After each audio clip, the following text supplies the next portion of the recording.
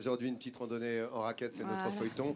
Les Gènes, station Porte du Soleil, et Nathalie Simon ont décidé de vous montrer qu'effectivement, il y a toute forme de ski ici, Oui. et de marche évidemment, et de raquette. Oui, parce qu'Auger, on skie certes, mais pas que. C'est une station familiale avec un relief assez doux qui est idéal pour la randonnée en raquette. C'est vraiment un autre aspect de la montagne qu'on peut pratiquer en famille. C'est un loisir assez complet. On est à l'abri des foules. C'est assez agréable. C'est une activité que je vous recommande. Et Dominique Maire, qui est accompagnateur en montagne depuis une vingtaine d'années, va nous faire découvrir les joies d'une balade en raquette. C'est du hors-piste réussi. Il ne vous reste plus qu'à vous laisser porter et suivre ses conseils. Majestueuse et envoûtante, la montagne attire chaque hiver des milliers de touristes. Auger, station familiale, il y en a pour tous les goûts. Ski, luge, mais également balade à pied ou en raquette à neige. C'est l'activité idéale pour un retour aux sources. Avec un matériel performant à des prix tout à fait raisonnables, on peut se lancer facilement à la conquête des grands espaces.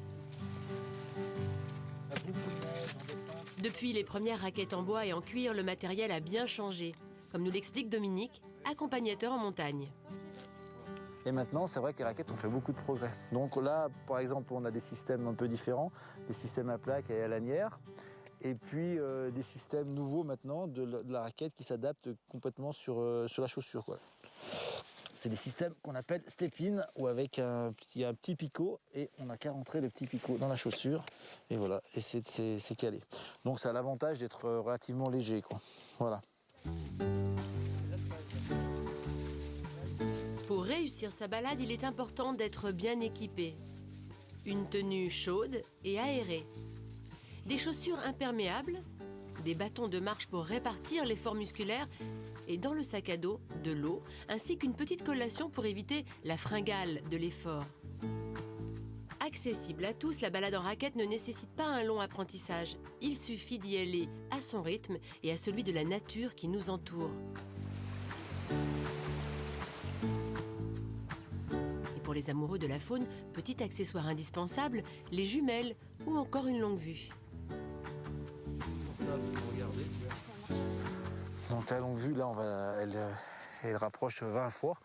Donc ça va nous permettre quand même de bien les voir en détail. Ici, on peut voir les chamois qui profitent de ces parois raides et exposées plein sud où la neige ne tient pas pour trouver de l'herbe pendant l'hiver. Il faut vraiment être très fort pour voir la différence. C'est l'occasion d'observer les animaux dans leur milieu naturel, de voir comment ils sont quand ils sont tranquilles dans leur milieu à eux. Voilà. On estime aujourd'hui en France à 2 à 3 millions le nombre d'adeptes de la randonnée en raquette. Au-delà de l'incroyable sensation de liberté que cela procure, c'est une activité complète qui sollicite de nombreux muscles de notre corps, dont le cœur. Marcher dans la neige permet de développer son endurance et de redynamiser son rythme cardiovasculaire sans mettre son corps à rude épreuve. Mais oui, on sent que ça travaille un petit peu tout et puis qu'il y a le cœur qui palpite un petit peu, mais doucement, pas comme quand on court. Prendre de la hauteur, s'évader, se détendre et oublier tous les petits tracas qui accompagnent notre quotidien. Ici, sur le mont Cali, la vue sur le Mont Blanc est majestueuse. C'est l'endroit idéal pour une petite pause et pour s'offrir un moment de convivialité.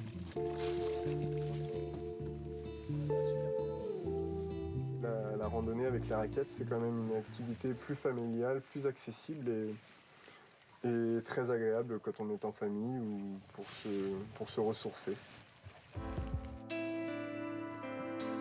Que l'on parte pour une balade de 2 heures ou d'une journée, il est nécessaire de trouver la randonnée adaptée à son niveau.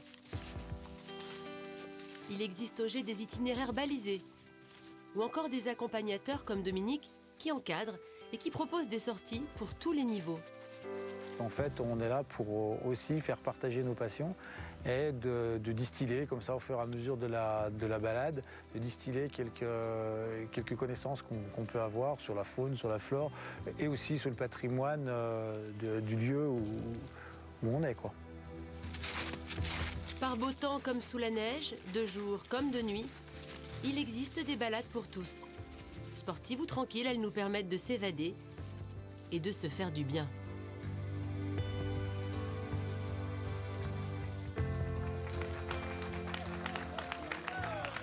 Moi, je plébiscite, j'adore la randonnée en raquette parce que d'abord, c'est accessible à tous.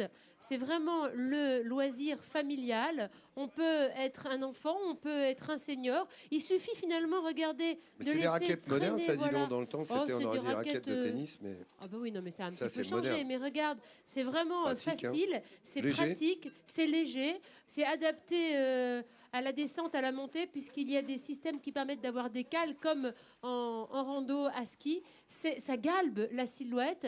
C'est un sport doux. Il n'y a aucune contrainte sur les genoux. Donc, on peut vraiment le faire, même si on n'est pas en grande forme physique. Ce qui est formidable aussi, c'est qu'il y a un côté très contemplatif dans tu la profites raquette. de la montagne. Laurent profites. Guillaume te dirait voilà, tu peux profiter ici, c'est très forestier, Tu es au vrai te régales, rythme quoi. de la montagne. Tu peux Ouais. t'arrêter quand tu le et souhaites. calme. Il faut juste suivre les 2-3 consignes de base. Attention, si vous partez en hors-piste, c'est comme pour le ski. Je vous recommande de mettre un appareil de reconnaissance en avalanche. Ah, parce quand que- même. Ah oui, oui, je vous en ai déjà parlé. Il faut toujours se protéger des avalanches. Donc, on met un appareil de reconnaissance d'avalanche. Et puis, on essaye d'avoir dans un sac à dos de quoi manger et peut-être une petite couverture de survie. On ne sait jamais. Voilà, les choses qui peuvent se dégrader en montagne, comme le temps, assez rapidement. Nat, et c'est Et pas cher. Et c'est pas cher parce qu'on peut louer. Ah, Nathalie Schran, et c'est pas cher, Le il y a dernier longtemps. que j'avais pas dit, mais ça Ah c'est oui. pas cher. C'est Et je vrai. l'avais testé l'année dernière avec toi Tu as Ah d'ailleurs. bah, ça m'étonne pas Et, qu'elle teste ça, dit c'est Non pas mais cher, c'est elle vrai, et teste. pour ceux qui savent pas skier, et si Mais vous êtes t'as en raison. famille nombreuse, et ben voilà, on Et peut puis faire c'est- partie, Et c'est faire une sa petite super balade, randonnée. t'as C'est raison. une façon de profiter d'une station sans être dans la foule, peut-être entre amis et même quelquefois un petit peu en solitaire. Pourquoi pas? Du hors-piste sans danger. Le Ah bon non, Il y a jamais de hors-piste attention, sans voilà. danger. Un faux Non, non. hors-piste, Il faut bien pardon. penser à Attention. ça, c'est-à-dire que c'est pas parce que tu vas te balader en raquette que tu risques pas d'avoir une avalanche. Dans ce cas-là, il y a des chemins balisés. Là, en général, c'est sécurisé. Ouais. Et puis, si tu veux vraiment te balader dans la nature, bah, faut faire attention, comme partout en montagne. Bon, merci mon C'est Lolo. noté, Laurent Guillaume. Bravo, merci Nathalie de Merci. toutes ces informations. Dis-moi, demain, Hélène, c'est toi qui fais notre feuilleton. Ouais. Et évidemment, on va parler de musher demain. Oui, on va partir avec un musher, Ludovic. Un musher, c'est un conducteur de chien de traîneau. Ça tombe bien, on est en plein dans l'actu. Hier, c'est terminé justement la grande Odyssée Savoie-Mont-Blanc qui est passée au G la semaine dernière. Et donc là, on va suivre eh bien, le quotidien d'un musher avec toute sa meute de husky. Et vous allez voir, c'est pas si simple que ça. Les relations entre les chiens, il faut gérer. Entre le conducteur de l'attelage, le chien de tête, les chiens de derrière. C'est assez impressionnant. Ça, c'est pour demain dans notre feuilleton hein, de 10h50 à 11h45. Tu voulais rajouter un truc, Seb? Non, jusque la Grande Odyssée, c'est Nicolas Vanier qui est à l'initiative et qu'en ce moment, justement, Nicolas, il est en Mandchourie. Je l'ai eu au téléphone sur notre Radio Rouge et Ouais. il vit un truc absolument incroyable avec ses chiens. Il fait moins 50 degrés en ce Aïe. moment sur les bords du fleuve Amour où Nicolas Vanier est en train de galoper avec les Quel chiens. aventurier. Et tu nous Oh là tiendras là. au courant, Seb, hein, toi Oui. qui l'as effectivement toutes les semaines et qui suis son épopée.